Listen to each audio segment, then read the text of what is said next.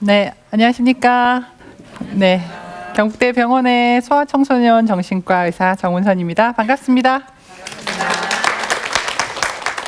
네, 오늘 제가 부모님께 말씀드릴 내용은요, 도움이 필요한 아이들을 식별하고 알아보는 게이트키퍼 교육에 대해서 말씀드리려고 합니다.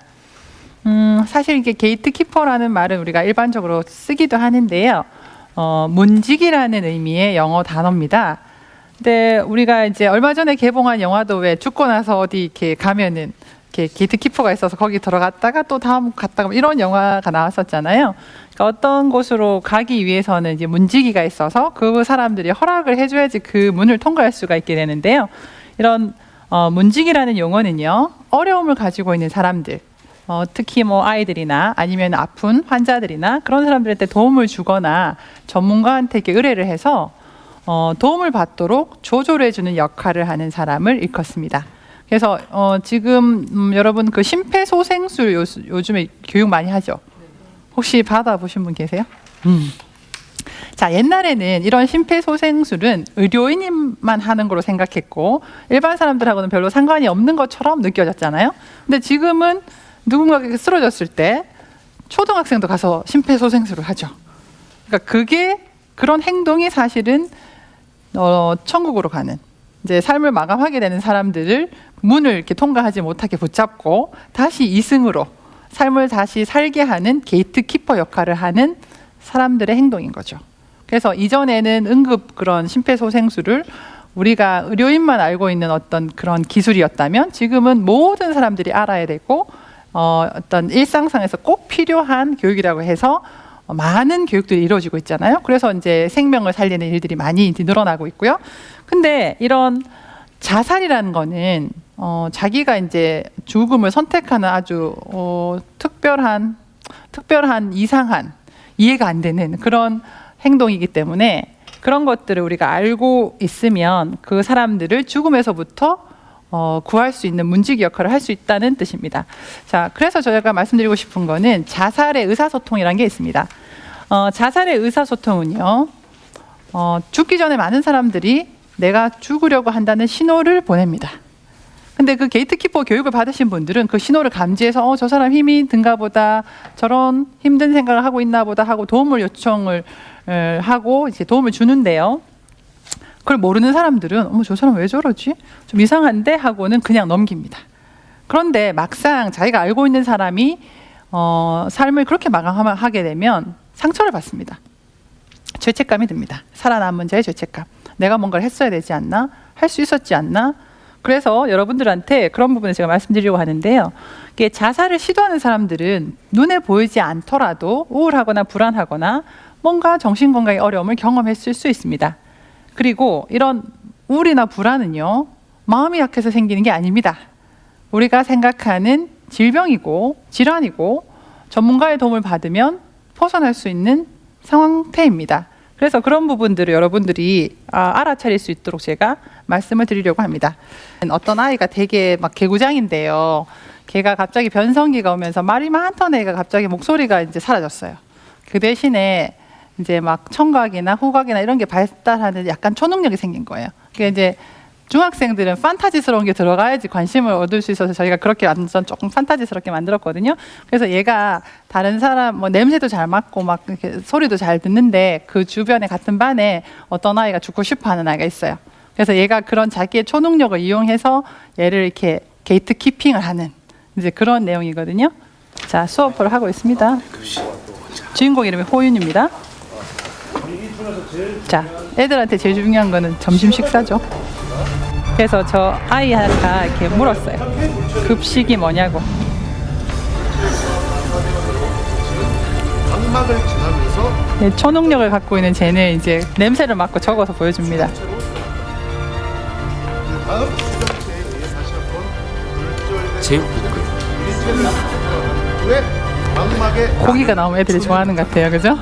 남보다 발달된 시각, 청각, 후각으로 다른 사람의 마음을 읽는 뭐가 빛 자극에 의해 아직은 아무에게도 말하지 않은 비밀. 시각 신경을 통해서 대뇌로 전달되면 자, 얘가 변성기가 와서 이제 아침 일어났어요. 근데 갑자기 목소리가 안 나와요.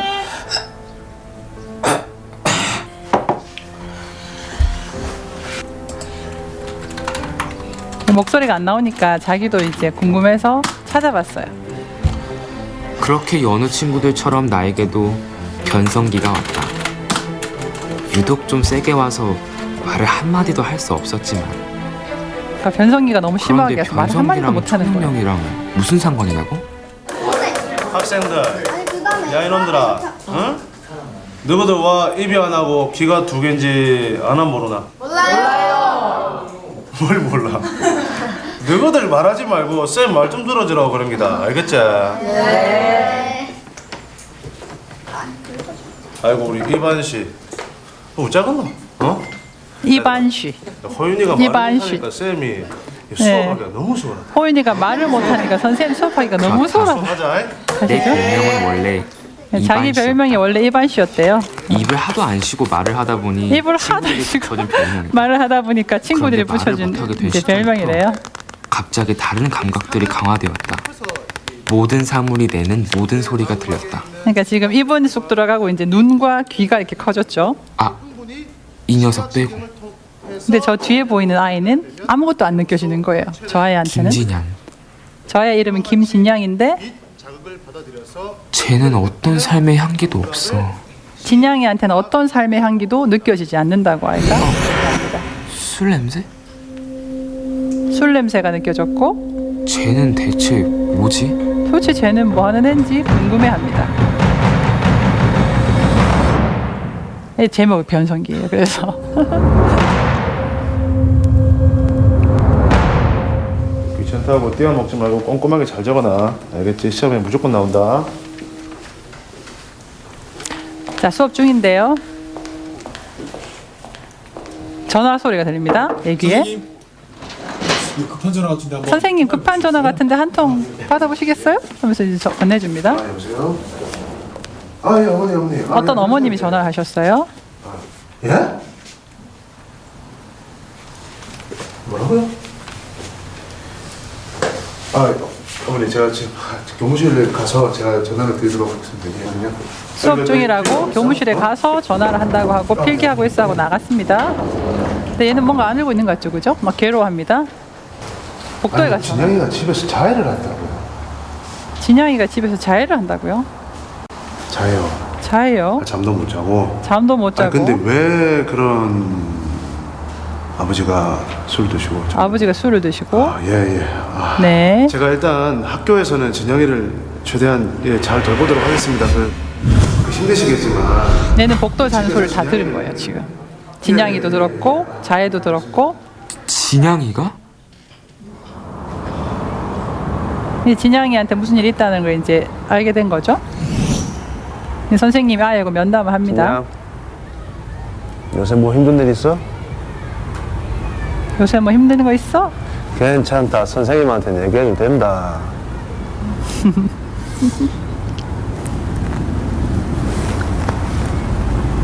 이제 팔에 난 멍자국이나 이런 걸 보신 거죠, 쌤이? 그래, 뭐 힘들면 얘기 안 해도 돼. 자, 일단은 힘들면 야, 얘기 진양아. 안 해도 된다고 해놓으셨는데 진양이 생각하는 선생님이랑 그리고 친구들이 있는 거 그것만 좀 알아주라. 저거 정말 알겠지? 중요한 말입니다. 생각하는 선생님이랑 친구들이랑 있다는 것을 기억해 달라. 그거는 아이들한테 보호인자로 작용하죠. 미안하다. 그러면서 선생님이 사과합니다. 선생님 마음이 참 미안하다. 그때부터였다. 뭔가 진양이를 도움을 내가 주고 싶은데 관찰해봤다. 줄 수가 없어서 미안하다는 말을 합니다. 처음엔 호기심이었고 그래서 아이가 이제 나중엔 관찰하기 의무 같은 시작합니다. 것이었는데 호기심 반, 의무 반으로. 자, 진영이가 부럽다고 얘기했습니다. 뭘 보고 부럽다고 할까요?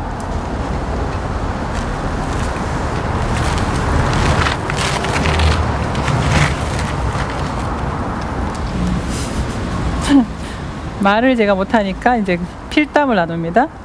여기서 뭐해?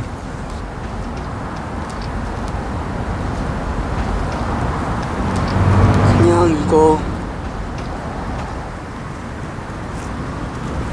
죽은 곤충을 보고 지금 부럽다고 얘기하는 거죠. 저게 일종의 자살의 의사소통이죠.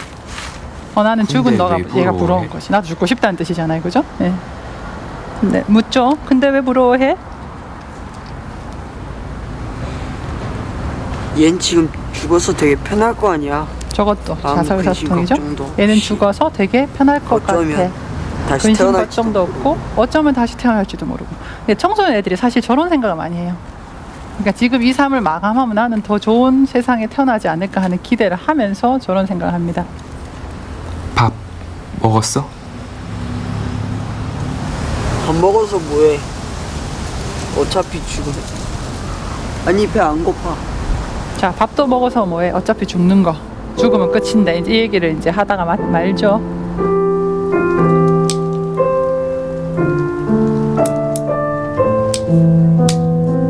자, 커터칼을 지금 이렇게 부러뜨리고 있는데요. 저런 죽음하고 상관 있는, 자해하고 상관 있는 도구를 갖고 다니는 것도 자살 의사소통 중에 하나입니다. 그리고 지금도 저기 위에 옥상을 이렇게 쳐다보잖아요. 그러니까 저런 장소를 계속 보는 것도 신호 중에 하나입니다.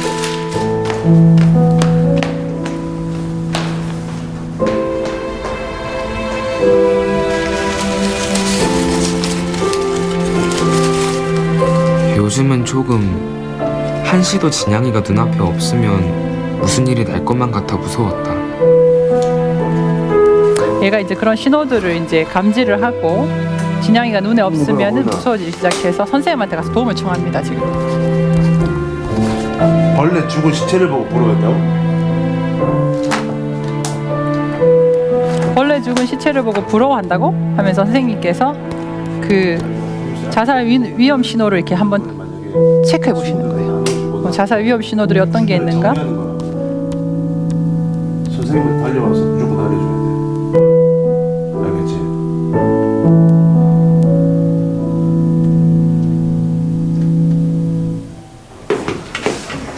보윤아, 넌 이거 받아. 내가 아끼는 거야. 자, 제가 말씀드렸죠, 그죠? 자기가 아끼는 거 인형을 지금 줍니다. 그러면서 애 표정이 갑자기 밝아졌죠, 그죠? 저렇게 오히려 편안해집니다. 나 이거 있는 거야. 괜찮아. 나 이거 있다, 괜찮다. 너 뭐 받았어? 허이 너 뭐 받았니? 나 만년필 받았는데.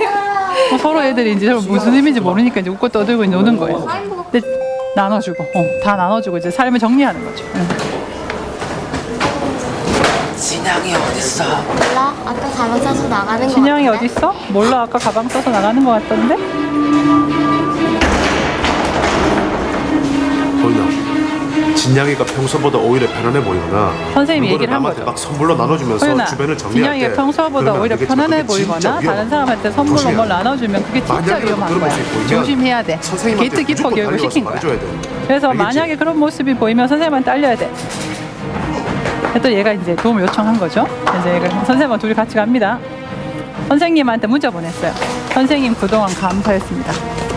저기 이제 마지막 메시지의 문자죠.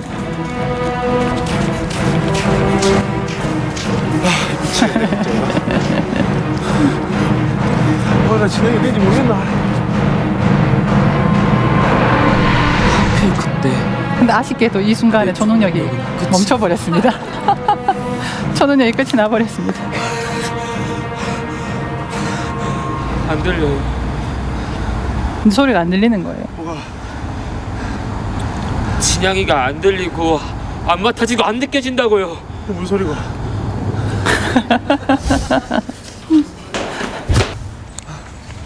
저희 같아요.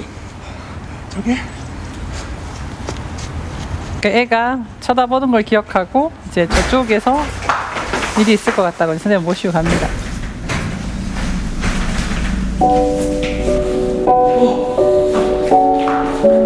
야 진양이야! 진양아! 선생님은 나 둥그러지시면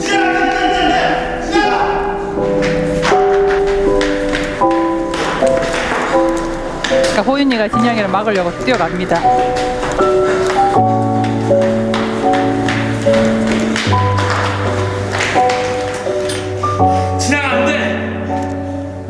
진양이는 계단에서 정말 무서웠다고 한다. 실제로 진양이가 계단 올라가면서도 너무 무서웠다고 한다. 그래도 그러면 안 되지. 그냥 그래도 그러면 안 되지. 또 창피했다고 한다.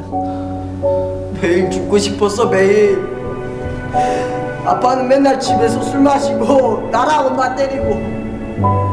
엄마는 떠나고 싶은데 나 때문에 가지도 못. 엄마는 떠나고 싶은데 나 때문에 가지도 못하셨어. 그냥 내가 없어지면 엄마가 더 행복할 거라고 생각하는 거죠. 내가 죽으면 내가 죽어야 다 편해질 것 같았어. 그렇게 죽고 싶었는데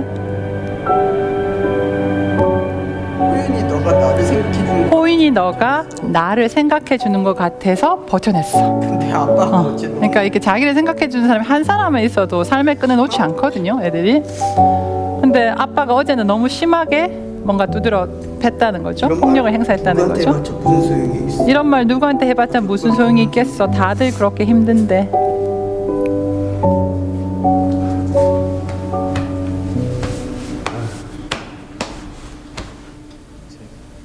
저걸 사실 옥상 장면을 찍으면 너무 근데 애들한테 힘들 선생님, 것 같아서 계단에서 어떻게 저희가 하셨어요? 처리했었습니다. 근데 선생님 호인이 어떻게 덕분이지? 아셨어요? 진영이가 묻습니다. 다 호인이 덕분이지? 그러니까 얘가 게이트키퍼를 한 거예요. 자, 호인이 보세요. 적습니다. 아이의 행동을. 늘 멍하다. 죽은 시체를 부러워한다. 뭐야? 너에 대한 관심. 너에 대한 관심.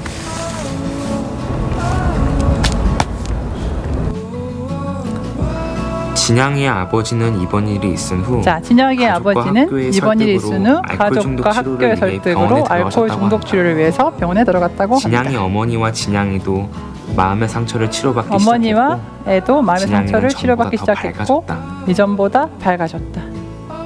자, 그때 좋아져서 고마워 나의 호윤아. 변성기가 지금 죽지 지나가고 않고 살아있어서 예민했던 참 감각들은 점점 다행이라고 생각해. 사라졌다. 이게 아이의 하지만 변성기는 지나가고 친구들과 예민한 주변을 감각은 돌아보고 사라지고 안부를 물어보고 어려움에 빠진 친구를 도와주는 습관은 하지만 그대로 다른 사람을 도와주는 주위를 둘러보는 습관은 그대로 사소한 남아있다. 관심으로 친구에게 위로와 사소한 희망을 관심으로 주고 친구에게 위로와 희망을 위기의 시간을 주고 버티게 위기의 해주는 시간을 건 버티게 해주는 작아 건 보이지만 작은 능력입니다. 작아 보이지만 작은 능력이 바로 아니다. 우리 바로 모두가 우리가 가진 모두 초능력이다. 가진 초능력이다. 이러면서 끝납니다. 어때요, 여러분? 잘 만들었나요? 그러니까 애들한테 게이트 키핑 교육을 가르치고 싶었어요. 근데 애들한테 뭔가 이렇게 또 이렇게 그냥 강의식으로 하면 재미가 없을까봐 일단 이런 동영상을 만들어 놓고 이런 사인이 있으면 우리가 주위에서 봐야 된다, 도움을 줘야 된다는 걸 알려주고 싶어서 저희가 이렇게 동영상을 만들었고요. 자, 제가 지난번 시간에 이 그림을 말씀을 드렸는데요. 사실 제가 여러분들한테는 5개의 엔진이 이 전두엽에서 태어날 때부터 20대 초반까지 하나씩 켜져서 완성이 된다라고 말씀을 드렸잖아요. 근데 아이들 버전으로, 청소년 버전으로 설명할 때는 저걸 어떻게 얘기하냐면 와이파이 신호로 많이 얘기합니다. 우리가 와이파이 신호가 이렇게 다 뜨면은 한 5개쯤 되잖아요. 그러니까 와이파이 신호가 빵빵하게 뜰 때는 우리가 뭔가 스마트폰으로 뭔가 동영상을 다운로드 받을 때도 빨리 다운로드 받아지고 빨리빨리 이렇게 넘겨지잖아요. 그런데 우리가 이제 저런 5개 엔진에서 저렇게 한 개로 바뀌는 부정적인 상황이 될 때, 누군가의 갈등이 생기고 그런 어려움이 생기고 불안해지고 이런 따돌림을 받거나 이런 학교 폭력이나 이런 폭력에 직면하게 됐을 때는 이 빵빵하던 와이파이 신호가 약해져서 한두 개밖에 뜨지 않습니다. 자, 그렇게 되면 어떻게 되나요? 우리가 뭔가 동영상을 보려고 하면 한참이 지나도 다운로드가 안 되죠. 웹툰 같은 걸 보더라도 그 다음 장면에 넘겨지지가 않죠.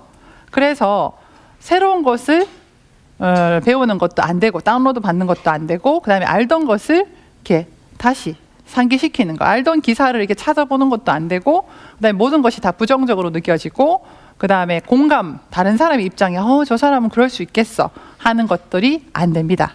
자, 교통사고를 겪어본 사람은요, 제가 이제 예를 들어서 이런 갈등의 상황, 아주 불안한 상황을, 교통사고를 낳는 상황을 제가 말씀드리면은, 맞아. 내가 교통사고가 났을 때, 내가 내렸을 때 너무 당황해서, 내 보험회사 기억이 안 났었어. 상대방이 자기소개를 해도, 그게 머릿속에 안 남았었어. 이렇게 알고 계시는데, 이런 사고를 한 번도 경험해 보지 못한 분들은 어떻습니까?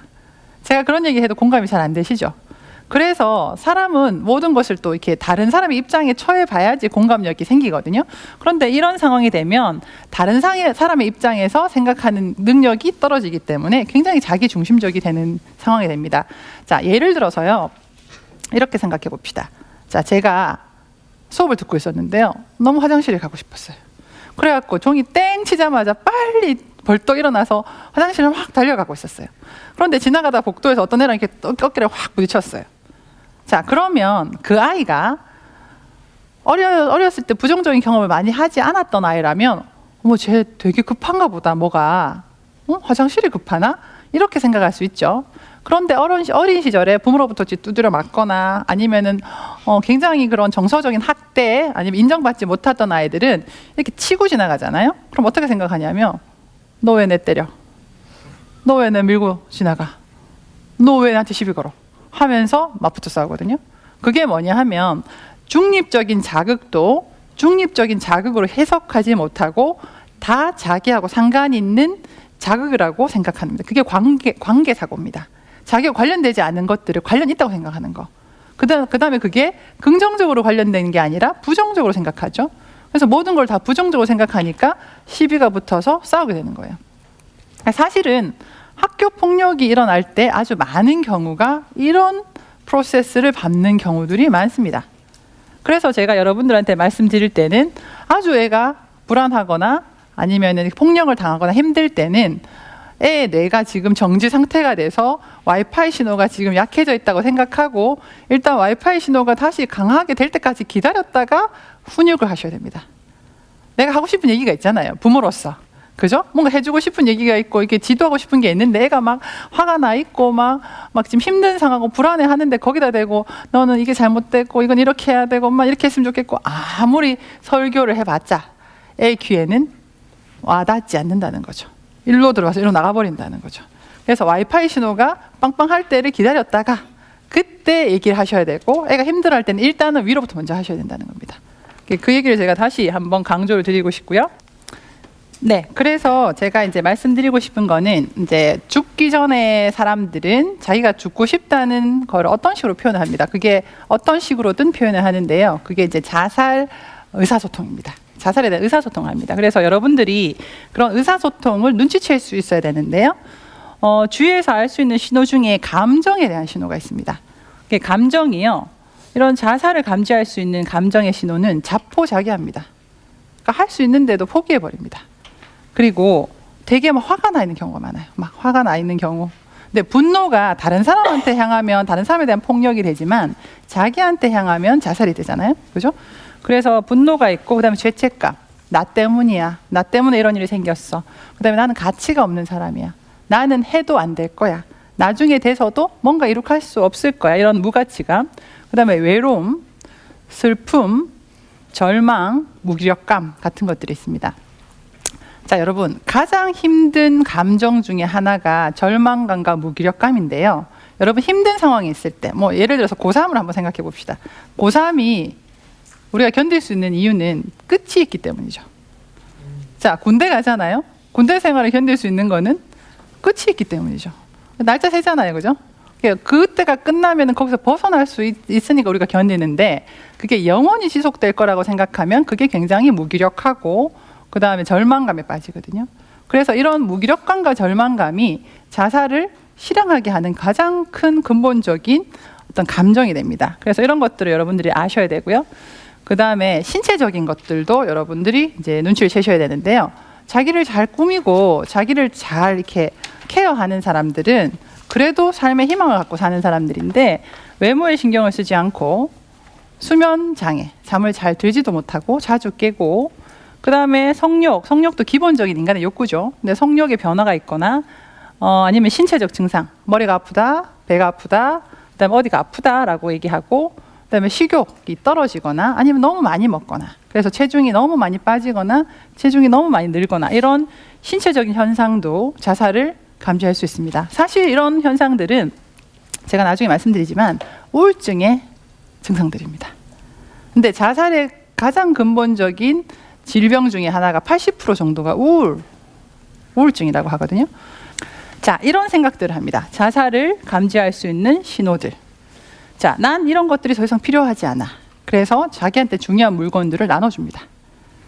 자, 되게 중요한 명품백을 너 해 이렇게 줍니다. 애들 같으면 아이패드나 뭐 이런 이렇게 태블릿 PC 게임하는 거 그거 뭐 나눠줍니다. 자, 그다음에 어떤 일도 제대로 할 수가 없을 것 같아. 난 똑바로 생각할 수가 없어. 더 이상 참을 수가 없어. 차라리 죽었으면 좋겠어. 내가 없는 게 차라리 나을 거야. 그다음에 모든 문제는 이제 곧 끝날 거야. 이러면서 오히려 더 평온해집니다. 죽기 직전 사람들은 주변 정리를 싹 하고 굉장히 혼란스러운 표정에서 편안한 표정으로 바뀝니다. 그때가 오히려 위험한 상황이고요. 그다음에 아무도 지금의 나를 도울 순 없어. 그 사람들이 어떤 심정이었는지 알겠어. 이런 얘기들을 이제 툭툭 던집니다. 자, 그다음에 행동은요. 아까 얘기한 것처럼 자기한테 중요한 것들, 뭐 자전거를 전기 자전거 나눠준다든지 이렇게 나눠주고, 그다음에 술을 계속 먹고, 그다음에 약물을 남용한다든지, 그다음에 사람을 안 만납니다. 고립이 되게 중요합니다. 친구들 안 만나고, 그다음에 모임에 나가지 않고, 사람을 만나지 않고, 그다음에 이전에 재미있던 것들이 재미가 없어집니다. 드라마 보고 되게 깔깔거리고 웃었는데 그거를 보고도 시큰둥하고, 뭐 옛날에 뭐 꽃꽂이나 이런 걸 하면서 기분이 좋았다면 이제 더 이상 그런 게 무슨 소용이 있냐고 얘기하고, 자기를 꾸미는데도 관심을 두지 않고 즐거웠던 일이 재미가 없어지고요. 그다음에 무모한 행위를 하고 자해를 합니다. 정말로 죽으려고 하는 사람들은 아무리 우리가 말리려고 해도 말릴 수 없는 경우도 있습니다. 그래서 여러분들이 그런 일이 발생하더라도 내 탓이라고 느끼지 않으셨으면 좋겠고요. 그다음에 다른 주변에 친한 사람들이 이런 선택을 하고 나면 죄책감이 느껴지거든요. 내가 그때 조금 더 따뜻하게 말을 한마디 건넸더라면. 어떤 아이들은 이렇게 얘기합니다. 중간고사 기간에 뭐 수학시험을 치고 나서 어떤 아이가 자살을 했는데 그 친구가 와서 저희하고 면담을 할 때 이렇게 얘기합니다. 그때요 선생님, 저도 시험을 못 쳤거든요. 그래서 집에 가는데 걔가 인사를 하는데 제가 인사를 못 받아줬어요. 근데 그것 때문에 걔가 죽은 게 아닐까요? 내가 그때 인사를 받아줬으면 죽은 게 아닐까요? 이런 얘기를 한다든지, 그 다음에 이제 아주 큰 뭐 학교에 무슨 이제 큰 사건이 있었을 때도 어떤 아이가 그랬어요. 선생님, 제가요 사실은요 지난달에 너무너무 죽고 싶어갖고 선생님들이 나를 도와줬었거든요. 근데 내가 그때 자살을 했었더라면 학교가 발칵 뒤집혀갖고 애들이 여행을 안 가서 그런 사건이 생기지 않았을까요? 이런 얘기들을 해요. 근데 말이 안 되는 얘기를 하는데 그런 죄책감이 애들한테는 되게 많고 이건 성인들한테도 많습니다. 그래서 이런 부분들은 아주 당연한 거고요. 모든 자살 시도를 막을 수 있는 사람들은 없습니다. 하지만 제가 말씀드린 것처럼 반드시 너 혹시 죽고 싶니? 하고 물어보셔야 되고, 계획이 있는지 시도를 했는지 직접적으로 물어봐야 되고, 그런 경우에 오히려 이 사람들을 손을 잡아서 그 문을 지나가지 않게 하는 게이트키퍼의 역할을 할 수 있다는 거고, 대부분 10명 중에 8명은 그들의 의도에 대해서 미리 경고를 합니다. 예. 자, 직접적으로 말을 표현할 수 있죠. 아까 말씀드린 것처럼 죽고 싶어. 아무 희망이 없는 것 같아. 유일한 방법은 끝내는 것이야. 나 같은 건 살 가치가 없어. 맘만 중대고 있어. 내가 죽는다면 아마 우리 어머님은 몹시 슬퍼하겠지만 우리 아버지는 눈물 한 방울도 흘리지 않을 거야. 때때로 중요한 타인에게 비난을 하거나 싸우면서 표현이 될 수도 있습니다. 자, 간접적인 거, 뭐 안녕, 아마 다시는 못 만날 거야. 뭐 이 세상 많은 사람들이 죽고 싶어하는 게 그리 뭐 놀랄 일은 아니야. 뭐 이런 식으로 이제 간접적으로 얘기할 수도 있고요. 근데 이게 말로 하지 않고 행동으로 표현하는 경우가 있어요. 그 다음에 이제 약 처방전을 모으거나 약을 이제 사 모으는 거. 그 다음에 요새는 우리가 워낙 고층 건물이 많아서 이렇게 뛰어내리는 경우가 많아서 요새는 옥상을 많이 잠궈 놓잖아요. 그래서 이제 그런 부분도 이제 도움이 되고, 그다음에 아이들이 사이트를 검색하는 경우, 그러니까 요새는 빅데이터를 많이 다루기 때문에 그런 사이트 검색을 하거나 해도 이제 알람이 울리게끔 해서 그 아이들을 이제 그 사람들을 이제 구하는 그런 것들을 이제 생각을 해봐야 될 때입니다. 자, 우울 증상이 굉장히 흔한 그 증상이라고 제가 말씀드렸는데요. 한번 여러분들 우울 증상이 어떤 것이 있는지 한번 보시면 좋겠습니다. 우울할 때는 어떻게 해야 할까요? 자, 이거는 아이들뿐만 아니라 어른들한테도 다 공이 적용되는 겁니다. 우울할 때 우리는 어떤 경험을 하나요? 여러분들도 다음과 같은 문제들을 겪고 있지는 않나요? 일주일 이상 계속 슬퍼요. 자, 속상한 일이 있으면 슬픕니다.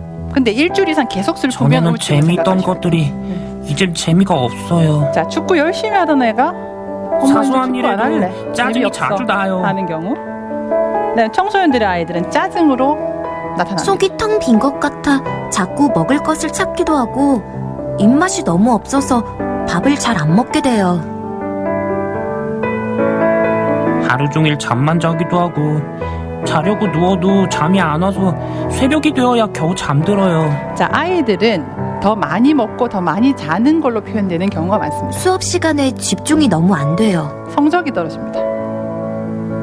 자꾸만 죽고 싶다는 생각이 들고 주변 사람들에게 죽음이나 자살에 대해 이야기해요.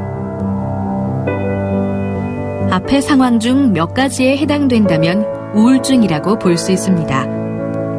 우울증은 10명 중 2~3명 정도는 살아가면서 한 번씩은 경험한다고 합니다. 우리가 몸이 마음의 피곤하면 감기라고 감기가 하죠. 걸리듯 근데 사실은 감기는 가만히 우울증은 있으면 마음이 낫지만 힘들어 우울증은 가만히 걸릴 수 있으면 안 있는 낫습니다. 마음의 감기입니다. 치료를 받고 도움을 받아야 됩니다. 그럼 지금부터 우울증에 대하여 조금 더 자세히 알아볼까요? 우울증은 우울한 기분과 떨어지는 의욕으로 인해 여러 가지 어려움을 겪으며 결국 일상생활을 제대로 할 수 없게 되는 상태를 말합니다. 사람의 기능이 떨어집니다. 그러나 공부하는 우울증은 애들은 일상적인 성적이 슬픔과는 달라요. 사람들은 영화를 보고 슬프다, 비가 오면 우울해라는 말은 하지만 금방 평소 기분으로 돌아오게 돼요. 그럼 우울증은 어떻게 다른가요? 특별한 이유 없이도 기분이 계속해서 가라앉고 아무것도 하기 싫어져 평소에 즐기던 일도 재미없고 공부도 안 되고 자꾸 극단적인 생각만 떠오르게 되는 상태예요. 아침에 눈을 뜨면 하루가 막막합니다. 이런 우울증을 생깁니다. 내버려두면 어떻게 될까요? 공부도 안 되고 자꾸 나쁜 생각만 들고 친구들과 어울리는 것도 귀찮아지죠. 애들이 자꾸 웁니다. 우리의 몸과 마음, 생각과 행동 모든 면에 영향을 주는 거예요. 우울증은 바로 우리의 몸과 마음이 아픈 상태예요. 우울할 때는 이렇게 해보세요. 햇볕을 많이 쬐는 것이 제가 아까 좋아요. 햇볕 중요하다고 말씀드렸죠, 그죠? 네. 땀이 날 정도로 운동을 자, 해보세요. 운동도 항우울 효과가 있습니다. 특히 걷는 거. 몸을 편안히 걷기가 하고 참 쉬는 것도 마음 좋아요. 안정시킵니다. 영양이 충분한 음식을 규칙적으로 잘 먹도록 노력해야 해요. 기본적으로 잘 먹고 잘 자고 친구에게 내 하는 게 기분을 잘 쉬는 게 이야기해 도움이 되고요. 보세요. 자기의 기분을 선생님, 이야기하는 것도 도움이 부모님과 되고요. 상의하여 도움을 받으세요. 도움을 요청하는 것도 사실 능력입니다. 필요하면 그래서 도움을 병원 받는 게 진료를 받을 수도 있어요. 저 의사가 저를 모델로 그린 거랍니다. 우리는 아이 때부터 어른이 될 때까지 많은 시간을 보내게 되죠. 그러면서 기쁨, 슬픔, 노여움, 즐거움 등을 경험하는데 일상적으로 느끼는 우울감은 특별한 노력을 하지 않고도 자연스럽게 회복할 수 있어요. 하지만 쉽게 회복되지 않고 일상생활을 망가뜨리는 우울증은 전문가의 도움을 받아야 해요. 우리는 혼자가 아닙니다. 내 기분, 내 마음을 표현하고 도움을 요청하는 것이 우울증을 겪어내는데 가장 중요합니다. 우울증은 우리 몸과 마음이 아픈 것이지만 노력하면 행복해질 수 있다는 사실을 잊지 마세요. 네, 저희가 이렇게 만들었었는데요. 이제 우울증도 중요하지만 아이들은 아까 말씀드렸다시피 짜증을 내거나 분노로 표현하는 경우도 있거든요. 그다음에 우울증의 증상 중에 또 제일 저는 이제 그 뚜렷한 게 눈물이라고 생각하거든요. 근데 엄마들이 저한테 치료받으러 오셔서 애 때문에 왔는데 엄마들의 우울증으로 제가 치료를 하는 경우가 많아요. 근데 그런 부분 중에 제일 중요한 증상이 자꾸 눈물이 난다고 하세요. 근데 애들도 자꾸 울어요, 철철. 그래서 저는 그때 눈물을 어떻게 정의하냐면 눈에 띄어서 괜찮은지 물어봐 달라고 하는 의미가 아닐까. 그래서 눈물이 아닐까. 그러니까 내가 뭐 힘들다는 걸 자꾸 표현을 해야지 누군가 괜찮냐고 묻고 도움을 요청하잖아요. 그러니까 눈물이 자꾸 나는 거는 도움을 요청하는 신호고요. 그게 괜찮은 게 아니거든요. 그래서 자꾸 눈물이 나면 내가 좀 힘든 게 아닐까 하고 생각을 해보셔야 돼요. 근데 어머님들은 막 우시면서 그래요. 선생님 저는 괜찮은데요 하면서 계속 우세요. 안 괜찮으면서 계속 괜찮다 하면서 우시거든요. 그리고 또 제가 또 이제 그 우울증의 리스크 팩터, 위험 인자 중에 제일 높게 보는 게 저는 대구 경북에서 저는 이렇게 약간 대구 경북 토박이라서 그런 생각을 많이 하는데 아이 셋 낳아서 기른 엄마들 중에 대부분 우울증이 있다고 저는 생각해요. 왜냐하면 이게 독박 육아의 그런 경향이 많아서 애 셋을 낳아서 이렇게 엄마들이 키우면 이게 사실 쉽지 않거든요. 그래서 제가 어머님 오셨는데 애 셋 낳은 엄마들은 대부분 우울증이 있으십니다. 그러면 어머님이 선생님 그 말이 너무 공감적이라면서 막 또 오세요. 그래서 도움이 필요하다고 제가 말씀을 드리거든요. 그래서 이런 우울증을 식별하는 능력은 굉장히 중요한 능력이고요. 근데 여러분 그럼 치료를 어떻게 하냐? 여기서는 지금 약물 얘기를 안 했는데요. 제가 약물 얘기를 좀 드리고 싶어요. 자, 우리가 항우울제를 먹으면요. 세르토닌이라는 물질을 건드립니다. 여러분 세르토닌 하라라는 그 책 아세요? 이시영 박사님이 쓰신 책이 있어요. 근데 세르토닌은 우리의 식욕과 성욕과 이런 기본적인 욕구를 이렇게 다루고 불안을 다스리는데요. 약을 먹으면요. 한 2주에서 3주 정도 지나면은 눈물이 안 나요. 신기하죠? 눈물이 안 나요. 뇌에 가서 작용을 해서 일단 눈물이 안 나고요. 그다음에 식욕과 뭐 성욕이나 이런 잠이 조금 이렇게 제자리로 잡힙니다. 그리고 한 2달 정도 먹으면 확실히 좋아져요. 그런데 그때 그럼 약을 끊으면 우리 몸 상태가 원래대로 돌아가요. 요요 현상처럼. 왜 체중 막 뺐다가 그럼 좀 있으면 금방 돌아가잖아요. 그런 것처럼 이게 어느 정도 몸에서 적응되고 이렇게 균형이 잡히려면 최소 6개월에서 1년은 먹어줘야 돼요. 그래서 이 두 달 정도 먹고 좋아졌다고 해서 끊어버리면 안 되고 계속 먹고 있다가 그 이후에 1년 좀 있다가 끊어줘야지 그 다음에 다시 돌아가지 않아요. 재발을 안 해요.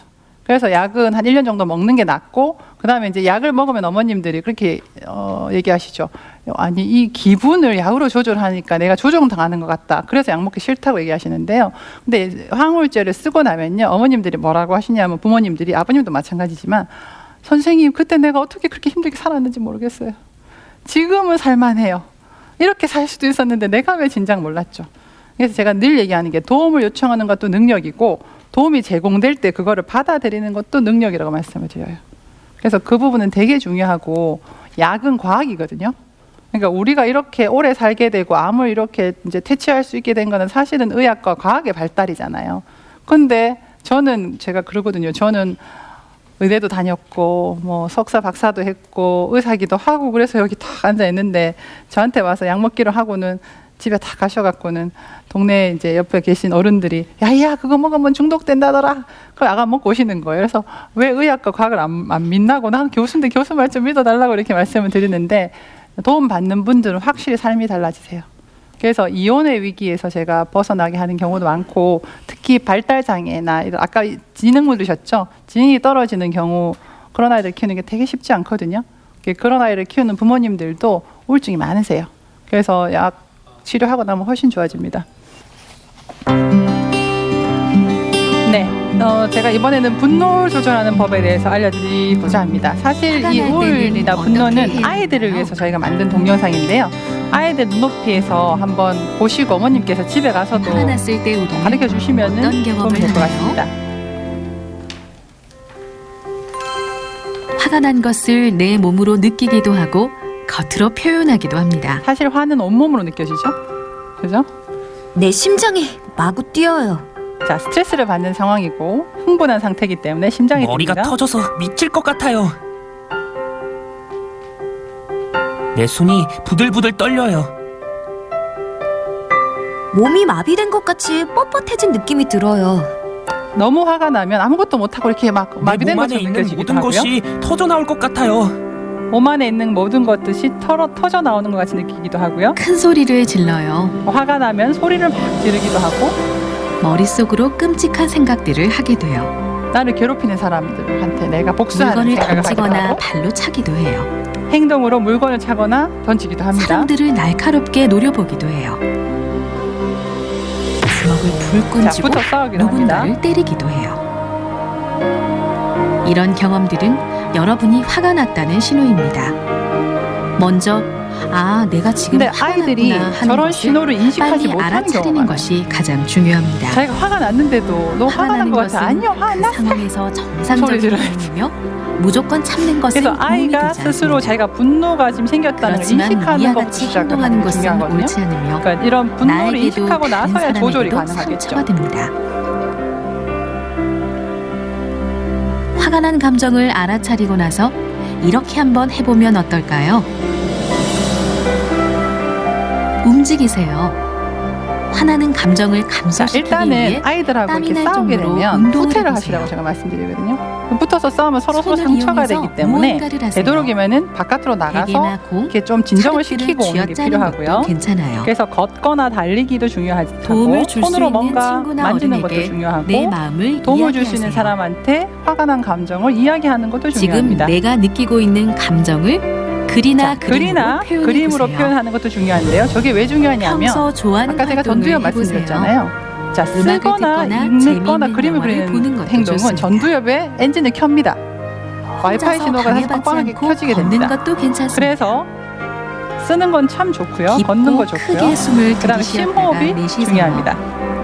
호흡은 자, 여러분의 심호흡은 두뇌에 교감신경이 산소를 활성화되어 전달해주어 있는 것을 이렇게 진정시키는 낮춰서 데 도움이 됩니다. 부교감신경을 그 활성화시키는 데 외에도 효과적입니다. 화를 다스릴 수 있는 그래서 자기만의 항상 방식이 이 있을 수 가슴과 배에 있습니다. 손을 얹고 배는 불룩하게 하고 이제 가슴은 몸과 이렇게 마음을 내려가는 누워서 하면 제일 해볼까요? 보기가 좋습니다. 그렇게 해서 심호흡하는 거를 연습을 하는 게 중요하고요. 자, 지금 숨쉬기 합니다. 연습은 숨쉬기. 화난 감정을 줄이는데 자, 숨쉬기 도움이 돼요. 연습은 화난 감정을 줄이는 데 도움이 천천히 됩니다. 따라해볼까요? 편안한 자세로 앉으세요. 자, 편안한 자세로 앉으세요. 여러분도 편하게 한번 앉아보세요. 코로 천천히 숨을 자, 들이쉬면서 코로 천천히 마음속으로 숨을 들이쉬면서 1, 2, 3, 4 가슴 속에 공기를 5를 가득 세워보세요. 채웁니다. 가슴 속을 그러면서 공기로 속으로 가득 셉니다. 채운다는 느낌으로 하나, 하면 됩니다. 둘, 셋, 내 넷, 몸을 다섯. 조용함으로 가득 채웠어. 자, 그리고 마음속으로 내 몸을 자신에게 조용함으로 가득 마음속으로 채웠어 부드럽게 라고 말하세요. 말합니다. 자, 그리고 내쉽니다. 입으로 천천히 내쉬고 천천히 마음속으로 하나, 숫자 1, 둘, 2, 3, 셋, 4, 넷, 5를 다섯. 세면서 최대한 내쉽니다. 들이쉬었던 공기를 최대한 비우세요. 화를 몰아냈어라고 마음속으로 말합니다. 부드럽게 말하세요. 자, 이렇게 몇 번만 해도 일단 진정이 되고요. 그 다음에 애들하고 같이 붙어 싸울 때도 엄마가 이게 진정하는 모습을 먼저 보여주면 애들한테도 화가 났음을 모델이 빨리 됩니다. 깨닫고 역할 모델이 건강하게 됩니다. 화를 풀 수 있게 그래서 분노를 조절하는 우리는 방법은 화가 감정을 났으면 스스로 인식해야 조절할 수 됩니다. 있는 아주 내가 화가 중요한 났다는 능력을 거를 하나 더 엄마들도 가지게 된 나 것이다. 화 안 났어, 너가 잘못했잖아, 너가 그런 행동을 해서 내가 지금 이렇게 하는 거잖아 하는 거잖아요. 근데 사실은 그 중간에 이런 분노가 들어있거든요. 그래서 엄마가 지금 화가 나서 그렇다라는 걸 얘기해야 되고요. 자, 이거는 제가 사랑하는 고등학교 언니. 학생들을 위해서 만든 건데요. 언니 죽고 나야. 난 언니 검산. 남겨진 동생이 그치? 언니한테 이렇게 죽고 난 이후에 편지를 쓰는 겁니다. 한번 날씨가 많이 보세요. 한 4분 쌀쌀해졌네. 정도 되는데요. 나 어제부터 언니가 골라준 그 코트 입고 다니기 시작했어. 요새는 진로 상담 기간인데 난 아직 잘 모르겠더라. 뭘 하고 싶은지. 이럴 땐 언니가 옆에서 같이 정해주면 얼마나 좋았을까 생각이 들더라. 어릴 땐 언니가 척척 옆에서 잘 정해주곤 했었지. 하지만 언니는 이미 나와 만날 수도, 아니, 이야기조차 할 수 없는 먼 곳으로 갔지. 혼자서 언니에게 편지를 쓰는 것밖에는 내 마음을 전할 방법이 없어서 오늘은 이렇게 편지를 써. 난 여전히 학교도 열심히 다니고 친구들이랑 수다도 떨고 그렇게 지내고 있는데 난 더 이상 언니가 곁에 있을 때의 내가 아니야.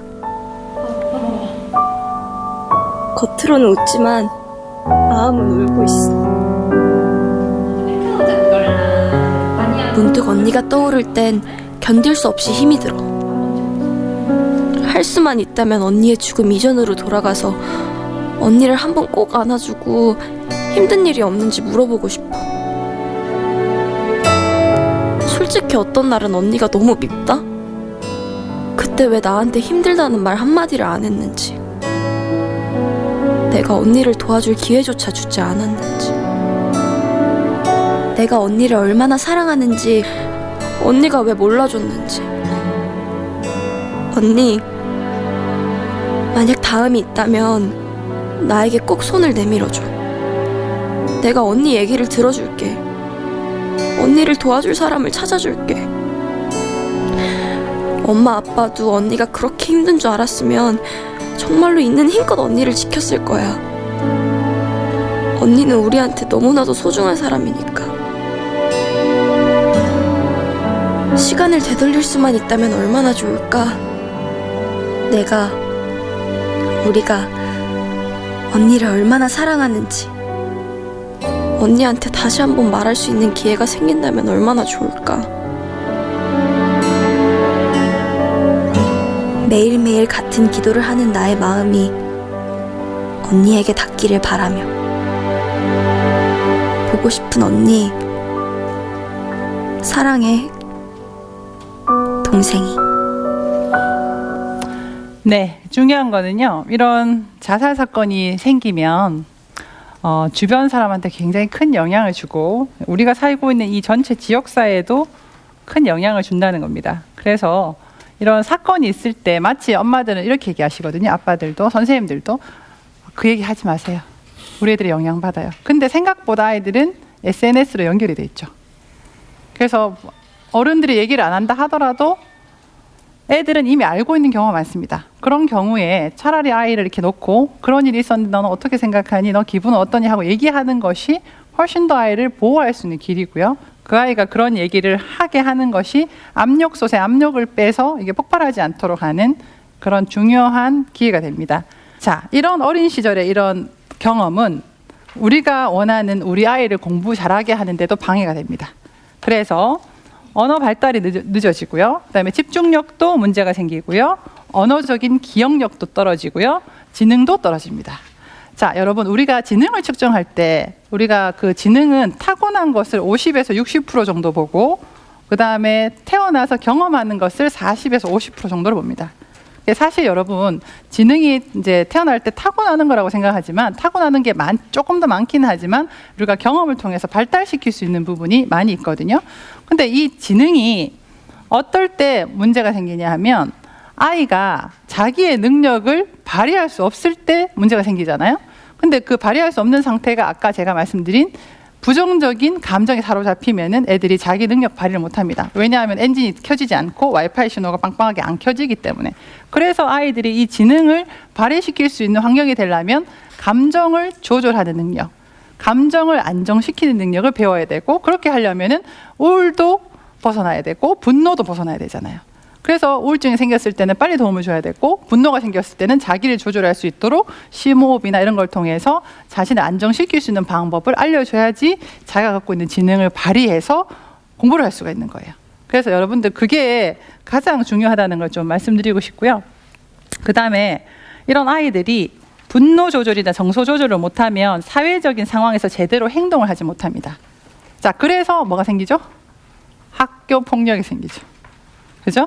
그리고 그런 폭력이 생기면 가해자가 됐던 애가 결국은 나중에 어떻게 됩니까? 피해자가 되죠. 애들은 굉장히 사회성이 이렇게 딱 이렇게 발달이 돼 있어서 문제 있는 애들을 하고 5분만 같이 있어도 어린애들도 걔가 문제야라는 걸 인식합니다. 자, 그런데 그 아이는 놀고 싶으니까 자꾸 가서 집적대죠. 근데 그런 아이들이 계속 그 문제를 고치지 못하면 어떻게 되냐? 다른 애들이 걔를 왕따시킵니다. 안 놀아줍니다. 그러니까 결국은 가해 행동을 하는 애가 피해자가 됩니다. 그렇기 때문에 이런 아이들을 빨리 발견해서 전문가의 도움을 받아서 그런 행동들을 조절할 수 있게 해주는 것은 굉장히 중요하고요. 그래서 그건 이런 아이들을 어떻게 도와주냐, 이 도와주기가 굉장히 이제 관건일 텐데요. 제가 이제 늘 하는 얘기가 문제 행동이 보이는 애들은 문제아로 낙인 찍지 말자는 거죠. 자, 문제 행동을 보이는 애들은 도움을 요청하는 아이들입니다. 도움이 필요한 아이들입니다. 그래서 자, 제가 진료도 하고 이렇게 보니까요. 일반적인 상식으로 도저히 저 아이의 행동이 이해가 안 된다.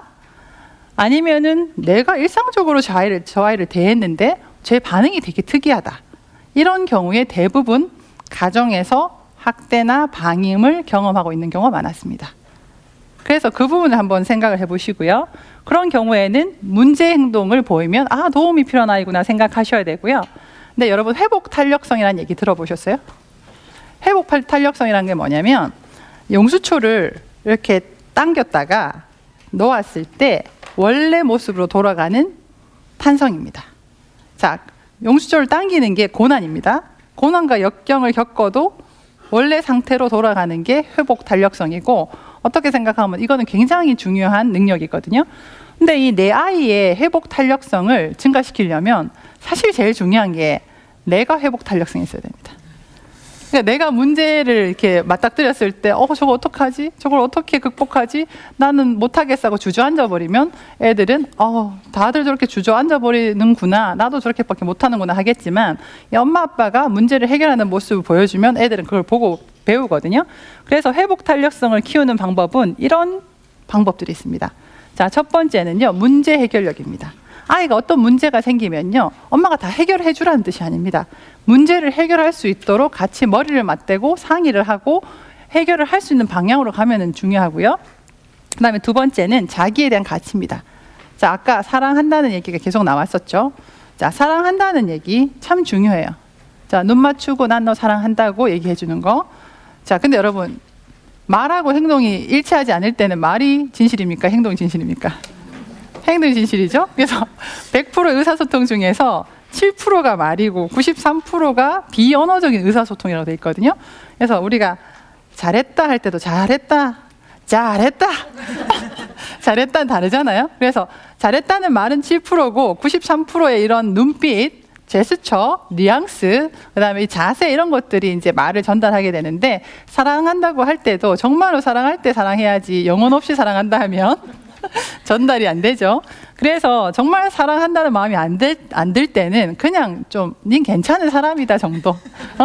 너는 좋은 사람이야, 괜찮은 사람이야, 그 정도면 괜찮아, 이제 이렇게 얘기해야지. 속으로는 애가 미워 죽겠는데 사랑한다고 얘기하면 애들은 이제 모순된다고 느낄 겁니다. 그래서 그런 말씀을 드리고 싶고, 너는 뭘 해도 할 거야. 너가 할 수 있는 일이 나중에 꼭 생길 거야. 걱정하지 마. 이렇게 해서 애가 나중에도 가치 있는 사람이 될 수 있다는 거, 그걸 좀 전달해 줬으면 좋겠고요. 그다음에 자기 통제죠. 아이가 자기 통제를 못하면 자기 자신을 무서워합니다. 애들이 폭력적인 행동을 하면서도 자기가 부모를 해칠까 봐 두려워하는 경우가 많거든요. 그래서 통제를 시켜주는 건 참 중요하고요. 그다음에 친구 관계가, 아까 제가 말씀드렸잖아요. 친구는 보호인자가 된다고. 괜찮은 친구들. 그래서 친구를 많이 만들어주고 친구와 놀 수 있도록 해줘야지. 친구가 놀고 싶은데 맨날 공부하라 해놓고 친구가 얘를 도와주기를 바라는 건 또 어불성설이 되겠죠. 그다음에 학습 기능, 부족한 게 있으면 학습을 지원하는 것도 회복 탄력성이 되고요. 그다음에 움직일 수 있도록 해주는 것도 회복 탄력성이 되고요. 그다음에 신념 지지 구조죠. 그러니까 애가 믿는 것들을 이렇게 믿어주고, 애가 할 수 있다고 생각하고, 애가 원하는 것들을 그래 뭐 그거 하면은 너가 잘할 수 있을 것 같아. 그래서 신념 지지 구조. 그래서 종교를 같이 가지는 것도 도움이 됩니다. 그리고 미래의 희망, 목표를 설정하는 거. 제가 아까 미래의 희망 없을 때, 그다음에 절망감이 느껴질 때, 무망감이 느껴질 때 자살이 제일 많이 일어난다고 말씀드렸잖아요. 그러니까 희망을 주는 거. 그다음에 지지적인 성인과 지역사회. 내가 애하고 사이가 안 좋으면 뭐 남편이라도, 아니면 뭐 옆집 사람이라도, 내 친구라도, 아니면 삼촌 이모라도 뭔가 애를 지지하는 사람이 있고 애를 안아줄 수 있는 사람이 있어야 되거든요. 그런 사람이랑 자주 만나고 연락할 수 있게 해줘야 되고, 그다음에 이런 가족 보호자가 가족 모임을 자주 하는 것도 회복 탄력성에 도움이 된다고 합니다. 그러니까 서로 생일 챙기고, 그다음에 서로 기념을 챙기고, 보고 싶을 때 만난 거 먹고, 그러니까 이제 이런 가족들이 모여서 즐거운 일을 같이 이렇게 나누는 것을 보여주는 것만으로도 회복 탄력성이 생긴다고 하니까, 그런 면에서 여러분들이 조금 신경을 쓰셨으면 좋겠습니다.